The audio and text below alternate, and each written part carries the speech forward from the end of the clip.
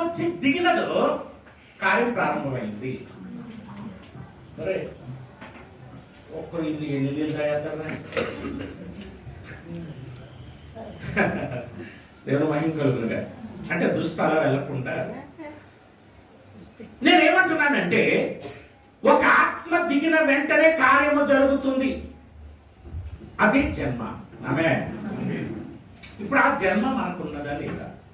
లేనట్లయితే మనం పూర్వం బాప్తిస్మము తీసుకోక ముందు ఎలా ఉన్నామో, ఎటువంటి భావాన కలిగి ఉన్నామో, ఎటువంటి మనస్తత్వం కలిగి ఉన్నామో, ఎటువంటి నడక కలిగి ఉన్నామో, ఎటువంటి ప్రవర్తన, అది ఇప్పుడు అదే కలిగి ఉన్నాము మనం. ఆమె తేడా ఏమీ లేదు.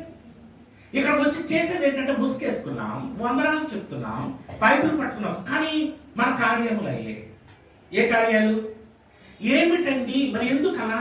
మేము మంచిగా ప్రార్థించగలం, మంచిగా బోధించగలం, మంచిగా చదవగలం, మంచిగా కానీ మీ మీద ఆత్మ ఏమైంది?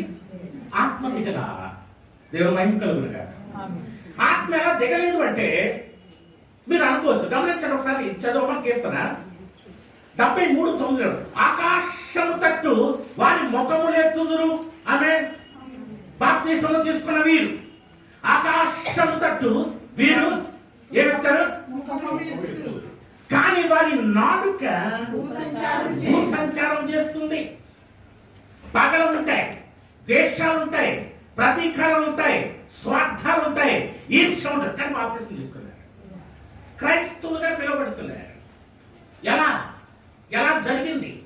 కానీ మార్పు నటిస్తున్నారు, నడక నటిస్తున్నారు, ప్రవర్తన నటిస్తున్నారు. వాళ్ళు నిజమైన ప్రవర్తన ఎందుకు కాదు, పక్క వాళ్ళు ఏమనుకుంటారు? బాప్తిస్మం తీసుకున్నారు కదా, అప్పుడు రక్షించబడ్డారు కదా. వీడు అనుకుంటున్నాడు వీడు దేవుని చేత పిలవబడ్డ వ్యక్తి కాదు, దేవుని వాక్యము చేత పట్టబడిన వాడు కాదు. వీడు పరిస్థితులు బట్టి వీడుకున్న బలహీనతలు, పెళ్లి కావాలి మారు మనసు, ఉద్యోగం కావాలి మారు మనసు, ఇల్లు కావాలి మారు మనసు, ఆస్తి కావాలి మారు మనసు, ప్రతిదీ కూడా వాడికి అనుకున్నది కార్యము దేవుని ద్వారా జరిగించడం కోసము వాడు మార్పు చెందినట్టుగా నటిస్తున్నాడు. అవే అందుకని వాడు కార్యాలు చూడలేకపోతున్నాడు.